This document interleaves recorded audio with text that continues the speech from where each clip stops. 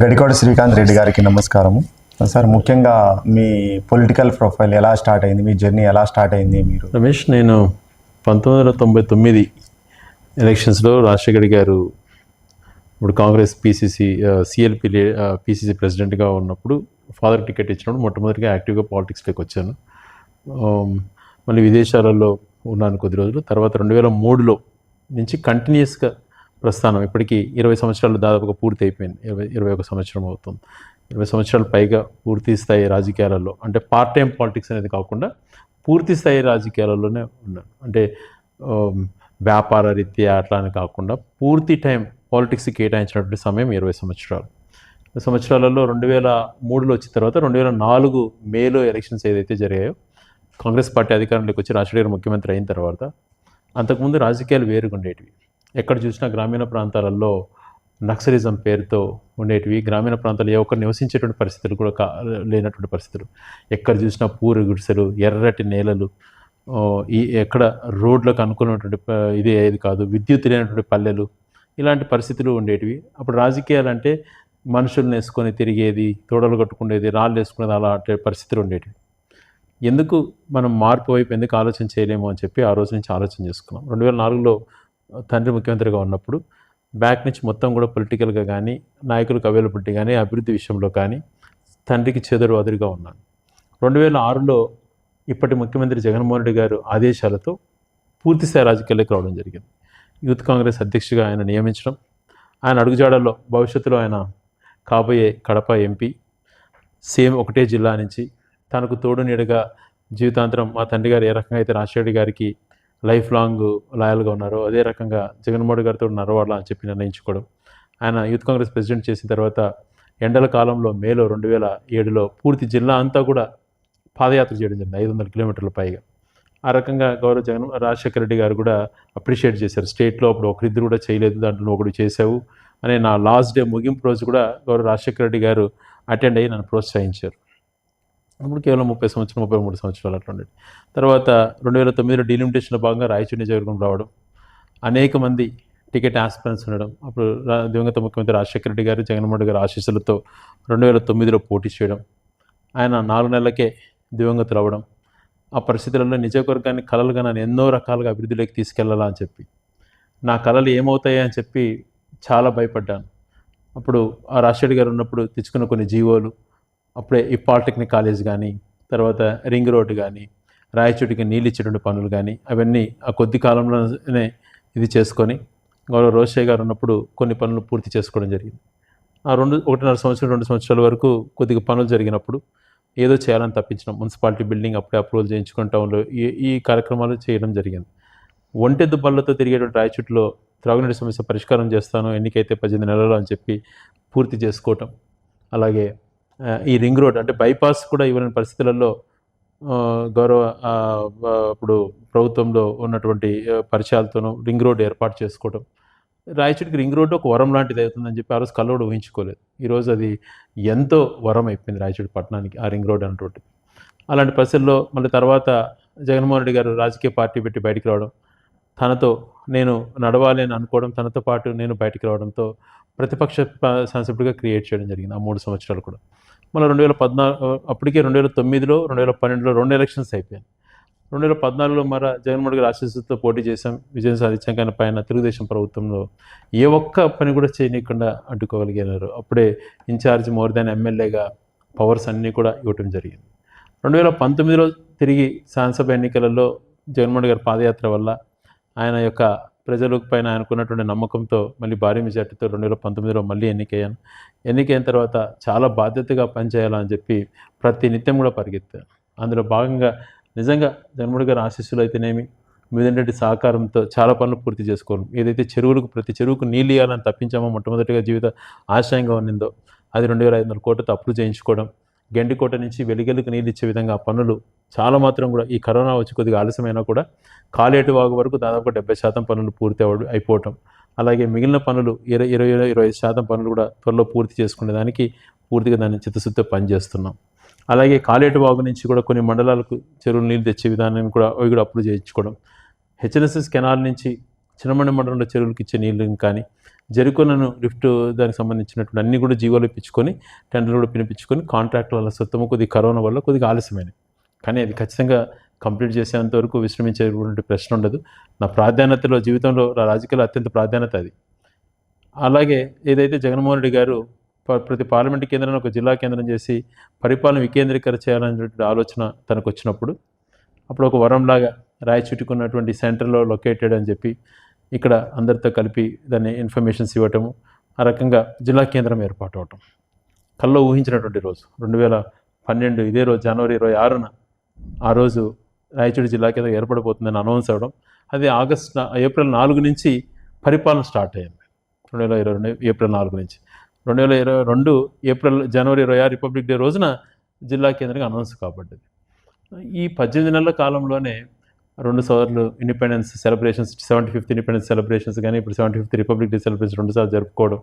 ఈ 20 నెలల కాలంలోనే పూర్తి స్థాయిలో మనకు మౌలిక వసతులు నిర్మించినటువంటి ఏదైతే 13 జిల్లాలు కొత్త జిల్లాలు అనౌన్స్ చేశారో ఆ 13 జిల్లాలలో ఏ జిల్లాకు కూడా తీసిపోయిన విధంగా 13 కొత్తగా అనౌన్స్ అయినటువంటి జిల్లాలో నెంబర్ 1గా పరిపాలన అంతా కూడా అధికారులకు సౌకర్యంగా ఉండే విధంగా ఆఫీసెస్ క్రియేట్ చేయడం. ఒకప్పుడు కేవలం ఎంఆర్ఓ కార్యాలయమే రాయచూట్లో ఉండేది.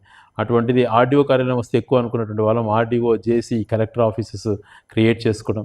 సిఐఏ సర్కిల్ ఇన్స్పెక్టర్ ఎక్కువ అనుకున్న దాంట్లో ట్రాఫిక్ పోలీస్ స్టేషన్ దగ్గర నుంచి డిఎస్పీ కార్యాలయం నుంచి, డిఎస్పీ అంటే పులివెందులకు పోయేటువంటి రోజు, డిఎస్పీ కార్యాలయం దగ్గర నుంచి ఎస్పీ ఆఫీస్ను ఈరోజు పెరేడ్ గ్రౌండ్ను లాంటివి నిర్మించుకోవడం, ఈరోజు ఒక మంచి గెస్ట్ హౌసెస్ నిర్మించుకోవడం, అనేకమైనటువంటి బంగ్లాలు, బస్టాండ్ ఆధునీకరించుకోవడం, 24 కోట్లతో హాస్పిటల్ నిర్మించుకోవడం, రైతు బజార్ నిర్మించుకోవడం, మహిళా డిగ్రీ కాలేజ్ సాధించుకోవటం, మూడో తరగతికి మహిళ ఎంటర్ అయితే డిగ్రీ వరకు ఒకే క్యాంపస్లో చదువుకునే విధంగా ఒక ప్రాంగణంగా చేసుకోవటం. అలాగే మున్సిపాలిటీ పరిపాలనా భవనం అతి అద్భుతంగా తీర్చిదిద్దుకోవడం, ఒక మినీ అసెంబ్లీ లాగా ఉంది అన్నటువంటి దాన్ని అనిపించుకోవడం, అక్కడ సుందరీకరణ పనులు చేయడం, ఎప్పటి నుంచో పెండింగ్లో దీర్ఘకాలంగా ఇరుగ్గా ఉన్నటువంటి సుండుపల్లి రోడ్డును ఆధునీకరించి సెంట్రలైటింగ్ చేసుకోవడం దగ్గర నుంచి, మహనీయులు స్టాచ్యూస్ రాయచూట్లో అంబేద్కర్, జ్యోతిరావు పూలే, అబ్దుల్ కలాం, గాంధీ మహాత్ముడి నిలువెత్తు విగ్రహాలు పెట్టుకోవడం దగ్గర నుంచి, సుందరమైనటువంటి పార్కు, డైట్ పార్క్ దగ్గర నుంచి, ఇలాంటివి అన్ని కార్యక్రమాలు రాయచూటి పట్టణంలో అనేక వీధులలో అన్నీ అయిపోయినాయని చెప్పను. కానీ యూజీడీ చేయాలన్న ఉద్దేశంతో కొద్దిగా ఆలస్యమైంది, లేకపోతే అన్నీ కూడా అయిపోయింది. చాలా శాతం కూడా సిమెంట్ రోడ్లు వేసుకోవటం, ఇలాంటివి ఎన్నో కార్యక్రమాలు. గునికుంట్ల రోడ్డున అద్భుతంగా తీర్చిదిద్ది మంచి లైటింగ్ తీసుకురావటం, ఎంఐజీ సామాన్య మానవుడికి అందుబాటులో ఉండే విధంగా ఎంఐజీ లేఅవుట్ని క్రియేట్ చేసి అప్రోచ్ రోడ్ 10 కోట్లతో వేయటం, 250 ఎకరాలలో అతి అద్భుతంగా జగనన్న కాలనీ, ఎక్కడ ప్రభుత్వానికి ₹1 కాకుండా రైతుల ల్యాండ్ పూలింగ్తో, రైతుల యొక్క సహాయ సహకారంతో 250 ఎకరాలలో 6,000 మందికి పక్కా గృహాలు నిర్మించడం. మరి సుండిపల్లి రోడ్లో చలమకుపల్లి వాసులకు అక్కడ దాదాపు 20-30 ఎకరాల్లో నిర్మించడం, 93 జగనన్న కాలనీలు నియోజకవర్గ వ్యాప్తంగా నిర్మించుకోవటం, 20,000 పక్క గృహాలు తెచ్చుకునే దగ్గర నుంచి అనేకమైనటువంటి కార్యక్రమాలు. అంటే భవిష్యత్ అవసరాల కోసం ఆలోచన చేసినటువంటి నాయకుడు అని అంటారు. అంటే రేపు తరం గురించి ఆలోచన చేసేటటువంటి. సో ఏ ఒక్కట కూడా గతంలో ఆలోచన చేయలేదు. అటు బ్రిటిష్ పీరియడ్లో రాజంపేటకు సబ్ కలెక్టర్ ఆఫీస్ ఉంది, ఇటు మదనపల్లికి సబ్ కలెక్టర్ ఆఫీసులుగా నిర్మించారు బ్రిటిషర్స్ కాలంలో, అనేక బంగ్లాలు ఉన్నాయి. ఇక్కడ ఏ ఒక్కటి నిర్మాణం లేకుండా ఉన్నది. అటువంటిది గెస్ట్ హౌస్ నిర్మించుకోవడం కానీ, డిఎస్పీ ఆఫీసు, క్యాంప్ ఆఫీసు నిర్మించడం, ట్రాఫిక్ పోలీస్ కంప్లీట్ చేయడం కానీ, మిగిలిన ఆఫీసెస్ అన్నీ కూడా ఆధునీకరించుకోవడంలో దగ్గర నుంచి స్థలాలు భవిష్యత్ తరాలకు ఉపయోగపడే విధంగా. ఈరోజు రాజకీయాలలో ఎవరికి శాశ్వతం కాదు, చేసేటువంటి సేవలో నిలబడతాయి. అందుకు అనుగుణంగానే 100 ఎకరాలలో ఇంటిగ్రేటెడ్ కలెక్టరేట్ కావాలని చెప్పి ఒక ల్యాండ్ అక్వైర్ చేసుకోవడం దగ్గర నుంచి, దాదాపుగా 50 నుంచి 60 ఎకరాల ఎంఐజీ లేఅవుట్ దగ్గర నుంచి, 10 ఎకరాలు ఆర్టీఓ కార్యాలయాన్ని కేటాయించడం దగ్గర నుంచి, 70 ఎకరాలు భవిష్యత్తులో పీజీ సెంటర్ యూనివర్సిటీకి చేయాలంటుంటే ఆలోచన చేసుకుని యూనివర్సిటీకి హ్యాండ్ ఓవర్ చేసిన దగ్గర నుంచి, కేంద్రీయ విద్యాలయం కోసం 10 ఎకరాల దగ్గర నుంచి, ఇనాలి కాలేజ్ కోసం 10 ఎకరాల దగ్గర నుంచి, జిల్లా పరిషత్కు 10 ఎకరాల దగ్గర నుంచి, స్టేట్ గెస్ట్ హౌస్కి 2 ఎకరాలు, 1.5 ఎకరా డిఎస్పీ ఆఫీస్ కని, 1.5 ఎకరా ట్రాఫిక్ పోలీస్ స్టేషన్ కని, 5 ఎకరాలలో కలెక్టర్ బంగ్లా నిర్మించాలని పనులు కూడా స్టార్ట్ చేసినాం. 2 ఎకరాలలో జేసీ బంగ్లా కట్టాలని, 1.5 ఎకరాలు ఎస్పీ బంగ్లా ఉండాలని, ఇలాంటివన్నీ స్థలాలు కేటాయించేసేసి ఎక్కడికక్కడ భవిష్యత్ అవసరాలు బాగుండాలని, నగరవనం 80 ఎకరాలలో అయితేనేమి, ప్రజలకు ఆహ్లాదకరంగా ఉండేందుకు శిల్పారామం 12 ఎకరాలలో అయితేనేమి, అలాగే డైట్ పార్క్ను ఆధునీకరించుకోవడంలో అయితేనేమి, ఎన్నో కార్యక్రమాలు. చుట్టూ 4 అర్బన్ హెల్త్ సెంటర్లు నిర్మించి హాస్పిటల్, 100 బెడ్ హాస్పిటల్ విద్యుపతిని కంప్లీట్ చేసే దగ్గర నుంచి, బస్ స్టాండ్కి ఎక్స్టెన్షన్ కోసం 33 క్యాబినెట్లో పాస్ చేయించే దగ్గర నుంచి, నమాజ్ కట్ట అభివృద్ధి దగ్గర నుంచి, వీరభద్ర స్వామి ఆలయం అభివృద్ధి దగ్గర నుంచి ఎన్నో కార్యక్రమం, తలపెట్టిన కార్యక్రమాలు. దేవుడి దయ వలన కరోనా లాంటి అడ్డంకి వచ్చి 2 సంవత్సరాలు వేస్తేనా కూడా పేద ప్రజలకు చేయాలంటే సంకల్పంతో ముందుకెళ్ళాం. సో ఇలాగే రాబో రోజులలో కూడా ఇంకా ఈ రాయచోటికి ఏం అవసరము, ముందుగా అత్యంతకు మనకు అవసరమైనటువంటి 2 సంవత్సరాల్లోనే కరోనా వచ్చి 2019 తర్వాత జగనన్న ప్రభుత్వం వచ్చిన తర్వాత 2 సంవత్సరాల కరోనా పోయినా జస్ట్ 2.5 సంవత్సరంలోనే ఇంత అభివృద్ధి చేసినా కూడా ప్రతిపక్షాలు శ్రీకాంత్ రెడ్డి రాయచోటికి ఏం చేశాడు, మళ్ళీ మీరు ఆయనకి ఎట్లా ఓటేస్తారని చాలా మంది నాయకులు జనాల దగ్గరికి వెళ్ళి అడుగుతున్నారన్న. దానికి మీరు ఇచ్చే సమాధానం? ఇప్పుడు రాయచోటి పైన అవగాహన ఉన్న వాళ్ళంతా కూడా తెలుసు. నాకు మొట్టమొదటిగా ఎమ్మెల్యేగా అయినప్పుడు కేవలం 1 సంవత్సరం 1.5 సంవత్సరం మాత్రం అధికారం నాకు ఉన్నది. తర్వాత ఎవరి హ్యాండ్ ఓవర్లో ఉన్నది అధికారం అందరికీ కూడా తెలుసు, ఎవరు ఇన్ఛార్జ్ గౌరవించారు. తర్వాత 5 సంవత్సరాలు కూడా ఎవరి చేతిలో అధికారం ఉన్నదో అందరికీ తెలుసు. నాకున్న ఈ 4.5 సంవత్సరంలో 2 సంవత్సరాలు కరోనా గోగా మిగిలిన 2.5 సంవత్సరంలో వాళ్ళ గుండెలపైన చేసుకొని చెప్పమని అభివృద్ధి చెందలేదు. వాళ్ళు రాజకీయ విమర్శలు చేస్తూ ఉంటారు. నేను ఏ రోజు కూడా నేను ఒకటే అనుకున్నాను, ఈ రాజకీయాల్లో హుందాతనం ఉండాలి, రాజకీయాలలో మనం వేసేటువంటి అడుగులు చూసి మనం ఫాలో అయ్యే వాళ్ళు కూడా మన బాటలో నడవాలి, మనం చేసే తప్పటి అడుగులకు వాళ్ళు ఆదర్శంగా తీసుకొని తప్పటి అడుగులు వేస్తే వ్యవస్థే పాడవుతుంది అని ఆలోచన చేసే వ్యక్తిని నేను. అందుకనే నేను ఏదంటే నోరు పారేసుకోను. ఎవరైనా నేను మాట్లాడచ్చు, మాట్లాడే ముందు ఆరోపణలు చేసే ముందు గుండెపైన చేసుకొని అది నిజాయితీగా వాళ్ళు చేస్తున్నారా, రాజకీయం కోసం చేస్తున్నారా ఆలోచన చేసి చెప్పమంటున్నాను. నేను మాట్లాడాలనుకుంటే ఎన్నైనా మాట్లాడచ్చు, కానీ నేను వాళ్ళ విజ్ఞతకే వదిలేస్తాను. నేను ఏ రోజే చెప్పాను, నేను ఏదైనా రాజకీయ పరంగా తప్పు చేసినప్పుడు, రాజకీయాలలో ఏదైనా ప్రజలకు అవసరాలకు అనుగుణంగా నేను తప్పు చేసిన రోజున వైదొలుగుతాను అని చెప్పాను. ఒకానొక టైంలో భూములపై నాకు ఆరోపణ చేశారు. ఆ రోజు ఒకటే చెప్పాను నేను, రాయచోటిలో అన్ని మండల కేంద్రాలలో కానీ రాయచోటి టౌన్లో కానీ 20 నుంచి 30 సంవత్సరాల రికార్డ్స్ అంతా కూడా ఎప్పుడు మిలిటరీ పట్టాలు ఇచ్చారు, ఎప్పుడు డీకేటీని రెగ్యులరైజ్ చేసుకున్నారు, ఎవరు చుక్కల భూములు రెగ్యులరైజ్ చేసుకున్నారు, ఎవరు భూములు రిజిస్ట్రేషన్స్ అయినాయి, ఏం పెండింగ్ రిజిస్ట్రేషన్స్ ఉన్నాయి, డిస్ప్లే చేయండి అని చెప్పి అడిగి వచ్చాను. మరి ఈరోజు దానికి నన్ను అడిగితే మొన్నటి వరకు కూడా అన్నీ రెడీగా ఉన్నాయి, రికార్డ్స్ అన్నీ కూడా డిస్ప్లే చేసి పెట్టినాము. ఏదైనా కూడా అంటే ఏ రికార్డ్స్ అడిగినా కూడా, ఎవరు వచ్చి అడిగినా కూడా, ఏ సర్వే నెంబర్ నుంచి అడిగినా కూడా వెంటనే వాళ్ళకి డీటెయిల్స్ ఇచ్చే విధంగా ఆఫీస్ ఉండాలి అని చెప్పి ఆ రోజు పోయి చెప్పి వచ్చిన తర్వాత అవన్నీ కూడా తయారు చేయించి పెట్టాం. మరి ఆ రోజు నుంచి వాళ్ళు మాట్లాడరు, కానీ ఎప్పుడు ఛాన్స్ వచ్చినప్పుడంతా కూడా ఆరోపణ చేసి వదిలేస్తారు. అంటే నేను ఏదో నీ పైన బురద జరుగుతాను, తర్వాత నీ ఇష్టం అన్నట్లుగా. నేను నిజంగా ఈరోజు చిత్తశుద్ధితో చెప్తున్నా, నేను మీ ఆరోపణ చేయలేక కాదు, మీరు చేసినట్టు తప్పులు ఎన్నో ఉన్నాయి ఎత్తి చూపించడానికి, కానీ నా పద్ధతి అది కాదు. నేను ఒకటే అనుకున్నా, మీ విజ్ఞత కోసం నా ధ్యేయం ప్రజలు నన్ను నమ్మి గెలిపించారు, ప్రజల కోసం ప్రతిరోజు నేను పని చేయాలి. పడుకుండేటప్పుడు నేను నిద్రపోయేటప్పటికి ఆ రోజు మంచి చేశానా లేదా అని ఆలోచన చేసుకుని పడుకోవాలి. అందుకనే అందులో భాగంగానే ఈరోజు నియోజకవర్గంలో జిల్లాలోనే టాప్గా 73 గ్రామ సచివాలయాలు, 25 వార్డు సచివాలయాల్లో 73 గ్రామ సచివాలయాలకు బిల్డింగ్లు ఇస్తే అత్యంత ఎక్కువగా మనం కంప్లీట్ చేసుకోగలిగినాం. ఆర్బీకేలు ఎక్కువగా కంప్లీట్ చేసుకోగలిగినాం, హెల్త్ క్లినిక్లు కంప్లీట్ చేసుకోగలిగినాం. నేను ఇంతకుముందు చెప్పినట్టుగా రాయచోట్ల అనేక పనులు యుద్ధ ప్రతిపదికపైన ఫండ్స్ వైపున ఎన్నో ఇబ్బందులు ఉన్నా కూడా వెనకడికి వేయకుండా ఏదో ఒక రకంగా చేయాలన్నటువంటి తపనతో ఒక స్టేడియం నిర్మాణం దగ్గర నుంచి తీసుకున్నప్పుడు, అంటే భవిష్యత్ తరానికి ఉపయోగపడేదే కదా. ఈరోజు హాస్పిటల్ నిర్మాణం అయింది, కళ్ళ కనపడడం లేదా. మున్సిపాలిటీ సుందరీకరణలో భాగంగా ఆ ఏరియానంతా సుందరమదనంగా చేసి బ్రహ్మాండమైనటువంటి కౌన్సిల్ సభాభవనం నిర్మించాం, కనపడదా. రైతులకు ఉపయోగపడాలి, ఒక ఆధునికంగా పద్ధతులు ఉన్నాయని చెప్పి రైతు బజార్ నిర్మించింది, వాళ్ళు ఆలోచన చేయట్లేదా. మరి మీ హాయంలో ఎందుకు మహిళలకు డిగ్రీ కాలేజ్ తేవాలని చెప్పి అడిగితే ఎందుకు తేలేకపోయినారు? 3వ తరగతి నుంచి డిగ్రీ వరకు ఒకే ప్రాంగణంలో మహిళలు చదువుకునే విధంగా ఏర్పాటు చేయడంలో నేను చేసినటువంటి తప్పు అవుతుందా? బస్ స్టాండ్ని రెవెన్యూ స్థలంలో 33 సెంట్లు తీసుకొని బ్రహ్మాండమైనటువంటి ఆధునీకరించి దాన్ని చేయడం అయితేనేమి, ఇలాంటివి చెప్పుకుంటూ పోతే అనేకమైనటువంటి విషయం. నగరవనం అనే ఆలోచన, డైట్ పార్క్ ఈరోజు కొన్ని వేల మంది వాకింగ్ చేసుకునే దానికి అవకాశాలు కల్పించే దగ్గర నుంచి ఈరోజు ఇంత ఆధునికంగా గెస్ట్ హౌసెస్ ఇవన్నీ కూడా చేసుకోవడం అనేటువంటిది మామూలు విషయం. 2009లో మీరు మొదటిసారి ఎమ్మెల్యే అయినప్పుడు ఎవరైనా కానీ మొదటిసారి ఎమ్మెల్యే అయితే అధికారం కావాలి, అధికారంలోనే ఉండాలి అని ఉండాలనుకుంటారు యంగ్స్టర్స్. కానీ మీరు 2009లో వైఎస్ఆర్ గారు రెండవసారి ముఖ్యమంత్రి అయిన తర్వాత, పెద్ద ఆయన చనిపోయిన తర్వాత మీరు జగనన్న వెంట నడవాలి అనే ఆలోచన ఎందుకు వచ్చింది?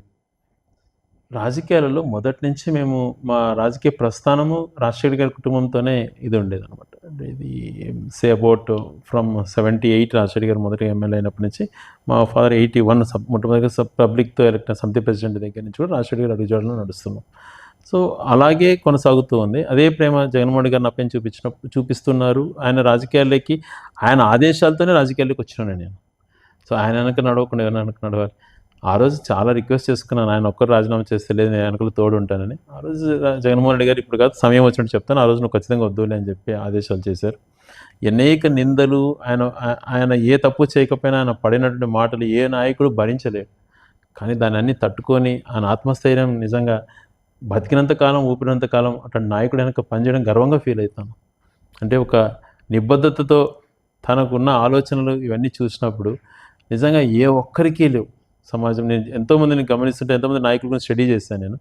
కానీ రాజశేఖర్ గారి తర్వాత నిబద్ధత, తనకున్నటువంటి మంచితనం, ఎప్పుడు ఎంతసేపు నెక్స్ట్ జనరేషన్ కోసం ఏం చేయాలి, ఉన్నంతకాలం ఏ రకం ప్రజలకు ఉపయోగపడాలి అనే ఆలోచనలు కానీ, తను ఎన్ని ఆరోపణలు చేసినా కాలమే సమాధానం చెప్తుంది అని చెప్పి తన పని తను చేసుకున్నటువంటిది నిజంగా ఏ ఒక్కరు చేయరు.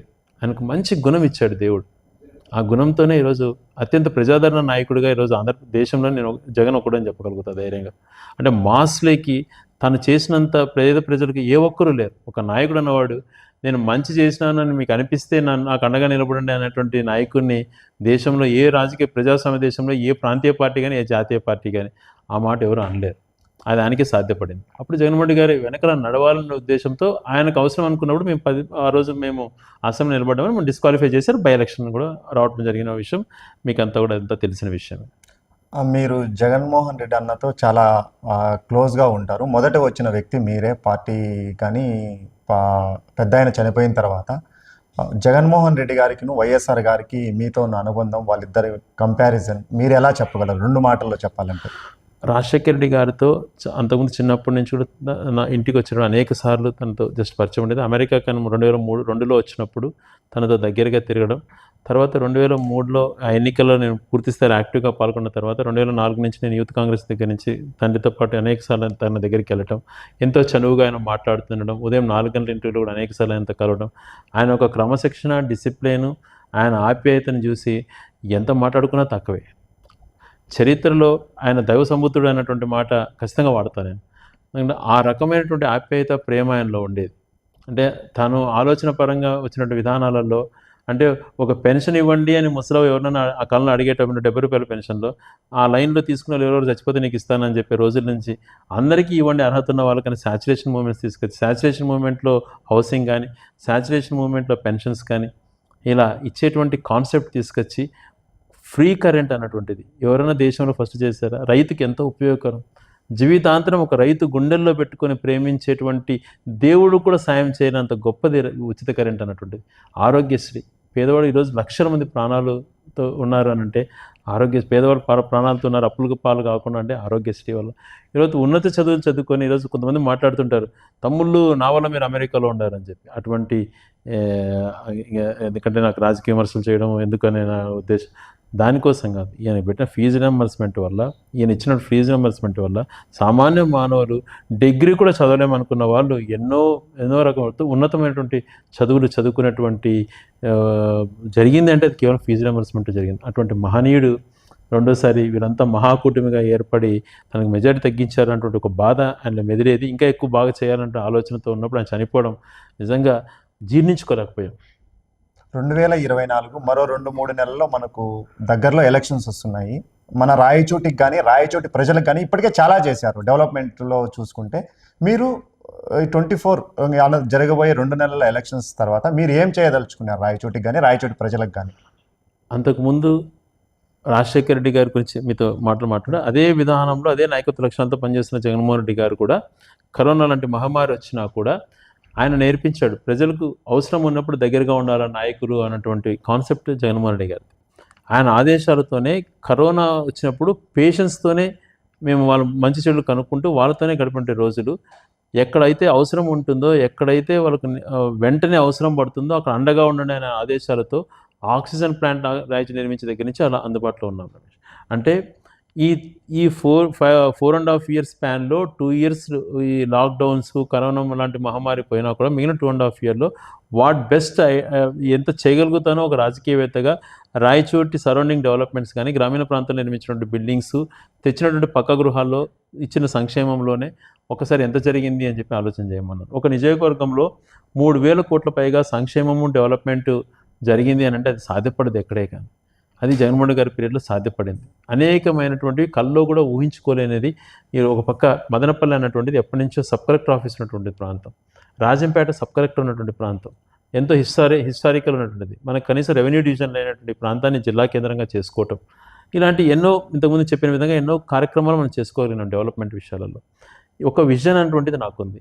ఈ ఇక్కడ ఈరోజు ఒక ఇండస్ట్రీ కానీ మెడికల్ కాలేజ్ కానీ ఎప్పటికైనా తెచ్చుకోవచ్చు. జిల్లా అనేది 100 సంవత్సరాలకు ఒకసారి కూడా రానటువంటి ఆపర్చునిటీ అది.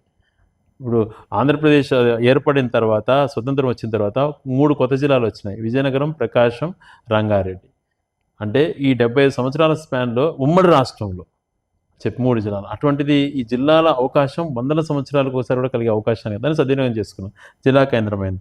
నెక్స్ట్ నా టార్గెట్ ఇక్కడ యూనివర్సిటీ ఒకటి కంప్లీట్ చేసుకొని నేషనల్ హైవే కనెక్టివిటీ, అంటే కదిరి నుంచి నేషనల్ హైవే కనెక్టివిటీ త్రూఅవుట్ ఈ Raichur ring road surrounding 4 lane అయిపోయి కృష్ణపట్నం వరకు ట్రాన్స్పోర్టేషన్ పెరిగితే ఇక్కడ మనకు ఇంకా కూడా మంచి వాల్యూస్, ల్యాండ్ వాల్యూస్ పెరగడంతో పాటు అనేక, ఎందుకంటే జిల్లా కేంద్రం అయిన తర్వాత గతంతో పోలిస్తే ఇప్పుడు ప్రతి ఒక్క చుట్టుపక్కల అన్ని మండలాలలో కూడా భూముల విలువలు బాగా పెరిగాయి, ఇంకా బాగా పెరుగుతుంది. అలాగే చాగలమర్రి నుంచి ఇప్పుడు జరుగుతున్నటువంటి పని రాయచోటికి హైవే NH, ఈ 2 కానీ హైవేస్ కానీ పూర్తి స్థాయిలో అయిపోయి యూనివర్సిటీ ఒకటి తెచ్చుకుంటే 3 నుంచి 4 వేల మందికి ఉపాధి అవకాశాలు కలిగే ఒక ఇండస్ట్రీ తెచ్చుకోవాలన్నటువంటిది నా నెక్స్ట్ ప్లాన్.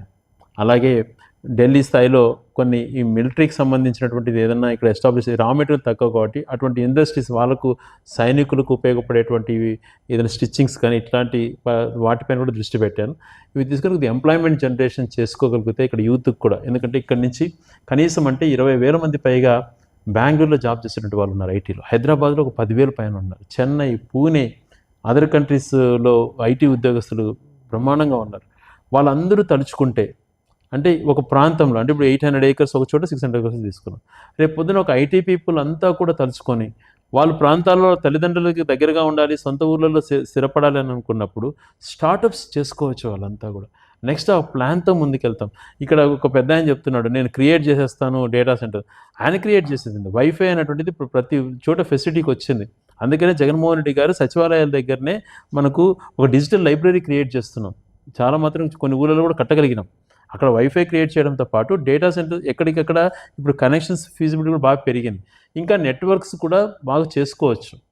కొంతమంది ఒక 10 గ్రూపులుగా ఫామ్ అయ్యి ఒక్కొక్క గ్రూప్ ఒక్కొక్క స్టార్టప్ కంపెనీ మేము చేసుకొని ఇక్కడ ఉన్నటువంటి అవకాశం సద్వినియోగం చేసుకొని ఇక్కడ యూత్కి అవకాశాలు కల్పిస్తాము అని అంటే అటువంటి వాళ్ళని ఫుల్ ఫ్లెడ్జ్గా ఎంకరేజ్ చేస్తాం. నాకు కూడా సాఫ్ట్వేర్ పైన అనుభవం ఉంది, సాఫ్ట్వేర్ ఉద్యోగాలు పనిచేసినటువంటి వాడిని. ఆ అనుభవంతో పాటు ఈరోజు నేను గడప గడపని 1,00,000 ఇల్లులు తిరగలిగినాను. గతంలో చరిత్రలో ఏ ఒక్కరు కూడా తిరగలేరు కూడా. జగన్మోహన్ రెడ్డి గారి ఆశీస్సులతో నేను తిరగలిగినాను. ప్రతి ఇల్లు కూడా తిరగలిగినాను. మంచి స్థితిగతులు చూశాను ప్రతి ఇంట్లో కూడా. ప్రతి ఇంట్లో ఎలా ఉంటుంది, వాళ్ళ జీవన విధానం ఎలా ఉంది, ఏ ఊరిల్లు ఎలా ఉంది, ఏ తరగతి వాడు ఎలా బతుకుతున్నాడు అటువంటిది అవగాహన చేసుకోగలిగినాను. పోయినప్పుడు ఆ పల్లెలో మౌలిక వసతులు కానీ భౌగోళిక స్వరూపాలు కానీ చూశాను. ప్రతి విలేజ్ చూశాను. ఒక్కిల్లు ఉన్న ఊరు కూడా వెళ్ళాను. 1-2 ఇల్లులు ఉన్న ఊరు కూడా వదలలేదు. ఏ ఇంటికి కూడా పోకుండా రాలేదు. తిరిగినప్పుడు నేను చాలా ఇళ్లలో గమనించింది వర్క్ ఫ్రమ్ హోమ్ చేస్తున్నారు. నేను వర్క్ ఫ్రమ్ హోమ్ క్రియేట్ చేస్తానని నేను మాట్లాడతాడు. ఇప్పుడు చేస్తున్నారు work from home Bengaluru IT employees. వీళ్ళకి ఇంకా బ్రహ్మాండ వసతులతో సౌకర్యాలు కల్పించుకొని అటువంటివి స్టార్టప్స్తో కొన్ని బిల్డింగ్స్ ఇక్కడే నిర్మించుకొని ఇక్కడి నుంచే కనెక్షన్తో చేసుకునే అవకాశాలను కూడా ఖచ్చితంగా పరిశీలన చేస్తాం. అందుకనే కొంతమంది ఐటీ పీపుల్తో ఒక టీమ్స్ ఫామ్ కమ్మంటున్నాం. వాళ్ళ టీమ్స్ ఫామ్ అయ్యి వాళ్ళకు ఉన్నటువంటి ఎంటర్ప్రినర్ స్కిల్స్తో ఇలాంటివి చేసి మేము ఈ ప్రాంతంలో ఇలా ఎస్టాబ్లిష్ చేస్తే మేము గ్రో అవుతాము, 10 మందికి ఇక్కడ అవకాశాలు కల్పిస్తాం అన్నటువంటి వాళ్ళతో దగ్గరగా పనిచేస్తాం. దాంతోపాటు రెండోది ఎక్కువగా కూడా ఇక్కడ నుంచి గల్ఫ్ దేశాలకు పోయారు. అంటే దుబాయ్ కానీ, కువైట్ కానీ ఇలాంటి ప్రాంతాల్లో ఎంతోమంది ఉద్యోగాలు చేస్తున్నారు.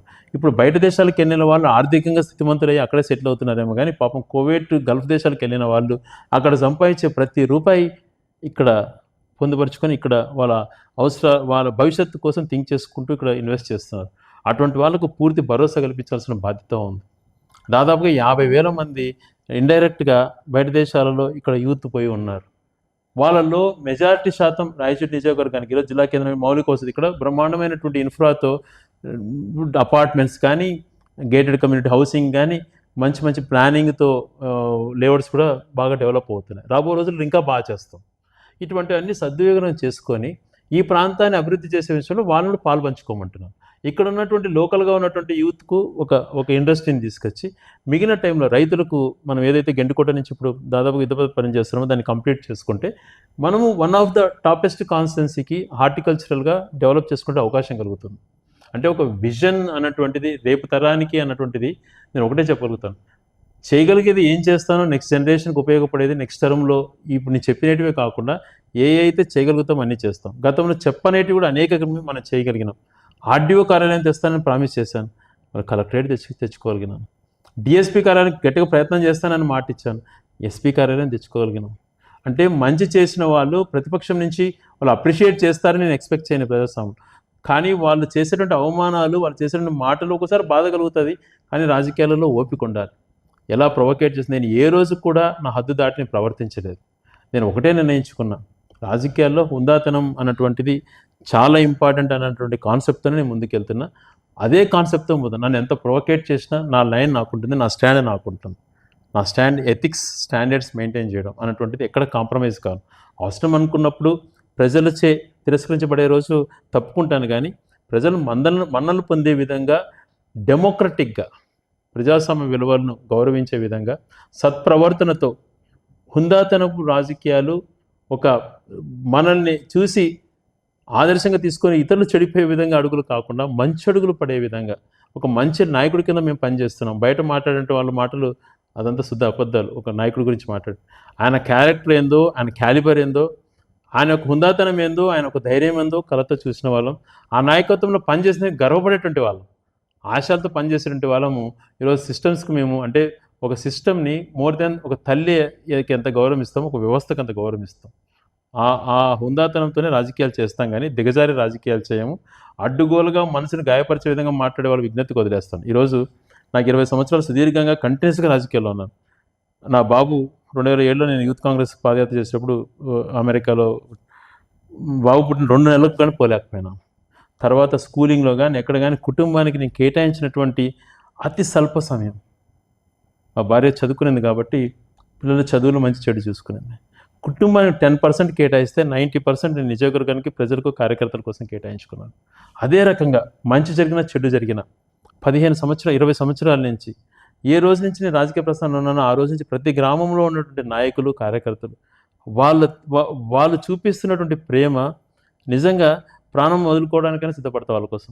వాళ్ళు చూపించేటువంటి భావన, ప్రేమ, అంకిత దీక్ష, వాళ్ళు ఎన్ని ప్రలోభాలు పెట్టినా మారకుండా నేనైతే ఏ రకంగా జగన్మోహన్ గారి కమిట్మెంట్గా ఉన్నానో అదే రకంగా కమిట్మెంట్తో నాతో నడుస్తున్నారు. వాళ్ళ మంచి చెడు చూడాల్సిన బాధ్యత కూడా నా పైన ఎంతో ఉంటుంది. అందుకనే నేను కుటుంబానికంటే కూడా ఎక్కువ సమయము రాజకీయాలకి కేటాయించాలనుకున్నాను. దీని విషయంగా ఇంకొకటి క్వశ్చన్ అడగలేదు.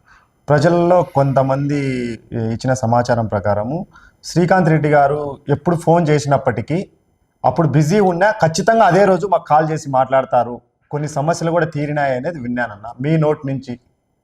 అంటే ఇప్పుడు ఒక రాజకీయ నాయకుడు, ఇప్పుడు మేము మీతో కూర్చో అన్నాను, ఇప్పుడు వరుసగా కాల్స్ వస్తున్నాయి. ఒక 40-50 కాల్స్ ఉన్నా నేను ఎంత లేట్ నైట్ అయినా నేను ఆన్సర్ చేస్తాను. ఒకసారి 200-300 మిస్డ్ కాల్స్ ఒక గంటలో 200లో వచ్చినప్పుడు కొన్ని ఆన్సర్ చేయకపోవచ్చు. ఇప్పుడు సాధ్యమైనంత వరకు ఎందుకు చేసింటారు, పాపం ఏదో ఒక పని ఉండి చేసింటారు కానీ అని చెప్పి ఎవరు చేశారని అనకుండా ప్రతి ఒక్కరికి ఆన్సర్ చేయడానికి ప్రయత్నం చేస్తాను. నా పిఏల దగ్గర నా ఫోన్ ఉంటుంది, గవర్నమెంట్ ఉంటుంది, ఎప్పుడు నా జోబీలోనే ఉంటుంది. కొన్ని ఇట్లాంటి ఎమర్జెన్సీ కారణం ఒక మీటింగ్స్లో ఉన్నప్పుడు ఇలాంటి పరిస్థితుల్లో ఇప్పుడే చూడండి, జనరల్గా మీరు అడిగారు కాబట్టి చెప్తున్నాను. ఇప్పటికే చూసుకుంటే దాదాపుగా మనం ఉన్న ఈ గంటలోనే ఒక 20-30 మిస్డ్ కాల్స్. ఈ విషయం జనాల నుంచి వచ్చిండే విషయం. శ్రీకాంత్ రెడ్డి గారు ఇటువంటి అప్పుడు ఆన్సర్ చేయలేకపోయాను స్పాట్ లో, కానీ ఖచ్చితంగా వీళ్ళకు నా సమయాన్ని ఉన్నంత వరకు ప్రతి ఒక్క కాల్ ఆన్సర్ చేయడానికి ప్రయత్నం చేస్తాను. ఏదో చిన్న సమస్య ఓ ప్రజాప్రతినిధి బాధ్యత. ఈరోజు మన కోసం వాళ్ళు ప్రేమతో నమ్మకంతో ఓటేస్తారు.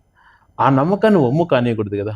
మనము వాళ్ళ కొన్ని పనులు కొన్ని జరుగుతాయి, కొన్ని జరగకపోతాయి. జరగని వ్యక్తి డిసప్పాయింట్గా ఉంటాడు, కానీ అది ఎందుకు జరగలేదు అన్నటువంటిది ఎక్స్ప్లెనేషన్ కూడా మనం ఇచ్చుకోవాలి. అది రాజకీయ నాయకుడు బాధ్యత. ముందు జరగబోయే ఎలక్షన్స్లో కానీ ఇప్పుడు మీకు వరుసగా జనాలు 4 సార్లు అధికారం శ్రీకాంత్ రెడ్డి గారిని 4 సార్లు రాయచూటికి ఎమ్మెల్యేగా చేశారు. క్రిటికల్ సిచ్యువేషన్ 2009 పెద్ద ఆయన చనిపోయిన తర్వాత మీరు బై ఎలక్షన్స్కి వెళ్ళారు. ఆ క్రిటికల్ సిచ్యువేషన్ 100 కోట్లు ఖర్చు పెట్టినప్పటికీ శ్రీకాంత్ రెడ్డి గారిని ఆదరించారు. ఈ ప్రజలకు కార్యకర్తలకు మీరు ఏం చెప్పదలుచుకుంటారు? 100% నేను ఈరోజు ఒకటే చెప్తున్నా, ఎందుకు ఇంత కమిట్మెంట్గా నేను పనిచేస్తున్నాను అని అంటే కేవలం వాళ్ళు చూపిస్తున్న ఆదరణతోనే ఇది సాధ్యపడుతుంది. ప్రతి ఒక్క మనిషితో ఏ పల్లెకి వెళ్ళినా, ఈరోజు గడపడకు నేను తిరిగాను, 1,00,000 ఇల్లులు తిరిగాను. ఉదయం నేను 5:30కు చెప్తే 5 గంటలకే రెడీగా ఉండే నాయకులు, కార్యకర్తలు. 5:30కు 5:30 నుంచే ప్రతి ఇంట్లో కూడా తెలిసిన ప్రతి ఒక్క నాతో అండగా నిలబడే నాయకుడు కానీ, కార్యకర్త తన స్తోమతకు తగ్గట్టు వాళ్ళ ఇంట్లో భోజనం పెట్టడమా, వాళ్ళ ఇంట్లో టిఫిన్ పెట్టడమా, తన అల్పాహారం ఏదో స్నాక్స్ తేవడమా. ఇప్పుడు స్నాక్స్గా డ్రై ఫ్రూట్స్ కాస్ట్తో కూడుకున్నటువంటి డ్రై ఫ్రూట్స్ పెడతారు, కాఫీలు ఇచ్చేటువంటి వాళ్ళు. అంటే వాళ్ళు చూపిస్తున్న ప్రేమ రాజకీయాలలో చాలామంది అంటుంటారు, ఎందుకు ఈ రాజకీయాల్లో కొనసాగుతున్న విలువలు దిగజారినాయి కదా. వాళ్ళకి ఏం తెలుస్తుంది, వెనకలు చూపించే ఈ ప్రేమను చూస్తే రాజకీయాలు దిగజారుతున్నాయేమో కానీ వ్యక్తులు దిగజారట్లేదు కదా, కార్యకర్తలు దిగజారట్లేదు కదా. వాళ్ళు చూపించే ప్రేమ కోసమైనా మనం కట్టుబడి ఉండాలి కదా. ఒకసారి అదే చెప్తాను నేను, బాబుతో మనం ఎప్పుడో మాట్లాడినప్పుడు, మా స్కూల్లో నువ్వు ఒక్కసారి కూడా పీటీఎంలకు రావు అది ఇదని బాధపడుతున్నప్పుడు ఒక మాట చెప్పాల్సి వచ్చింది. ఇదిరా నాన్న సిచ్యువేషన్, చూస్తావా చూడు ఈ చూసి నీకు డాడీ ఐ అండర్స్టాండ్, నువ్వు ఏది చెప్తున్నావో నేను అర్థం చేసుకోగలుగుతాను, మమ్మీ వస్తుందిలే అని చెప్పి అట్లా పాప కానీ బాబు కానీ అలా నన్ను వాళ్ళు ధైర్యం చెప్పినటువంటి రోజుల దగ్గర నుంచి. అంటే ఎందుకు ఇంత ఇది చెప్తున్నానంటే వాళ్ళు చూపించే మామూలు విషయం కాదు రమేష్. నేను తిరిగిన గడప గడపకు నా వెనక సాయంత్రం వరకు ఎంతవరకు తిరుగుతానో, నా కాళ్ళ నొప్పులు వస్తున్నాయి పాపం, అయినా కూడా వాళ్ళు భరిస్తూ తిరిగారు. 15 సంవత్సరాలు 20 సంవత్సరాల నుంచి మోస్తున్నారని అంటే నాకు ఎంత భయము బాధ్యత ఉంటుంది ఆ కుటుంబం పైన. వాళ్ళకు మంచి చేయాలన్నటువంటి తపన ఎక్కువ ఉంటుంది కదా. ఇప్పుడు చాలామంది అంటారు ఈ ప్రభుత్వం కార్యకర్తలకు ఏం చేయలేదని రెచ్చగొట్టడము, అంటే టీడీపీ నుంచి ఎక్కువగా. మేము ఒకటే, ఒక పార్టీ అనేటువంటిది ఒక స్టాండ్తో గతంలో నీరు చెట్టు రూపంలో అనేకమైన అవినీతి కార్యక్రమాలు జరిగాయి. ఆ మచ్చతో ప్రజలచే తిరస్కరించబడ్డారు. మనం అలాంటి తప్పులు చేయకుండా ఫస్ట్ ప్రజలకు మేలు చేసిన విధానం సృష్టిద్దాం. ప్రభుత్వ సొమ్మును ఎక్కడ దుర్వినియోగం కాకుండా, ప్రభుత్వ సొమ్ము అనేది కాకుండా ఏ రకంగా కార్యకర్తలకు ఎలా హెల్ప్ చేయాలి, మనకు అండగా ఎలా చేయాలనేటువంటిది ఖచ్చితంగా మనం ఒక రిపోర్ట్ తీసుకుందాం అని చెప్పి నాయకుడు మాట్లాడాడు. ఆ ధైర్యంతోనే నేను నెక్స్ట్ నాయకులు కార్యకర్తలకు నాయకుడు అత్యంత ప్రాధాన్యత ఇస్తాడని చెప్పి నాకు అర్థమైంది. పార్టీ ఈరోజు మంచి చేస్తున్నా, ఎన్ని మంచి చేస్తున్నా బురద జల్లేటువంటి ఎల్లో మీడియాను మనం చూస్తున్నాం. మంచిని ఎక్కడా చూపారు, ప్రతిదీ రెచ్చగొట్టే విధంగా ప్రొవోకేట్ చేసే విధంగా, తప్పులు ఏది జరగకపోయినా తప్పులు ఉన్నది లేనట్టు లేనిది ఉన్నట్టు సృష్టించి చేస్తున్నాయి అలా.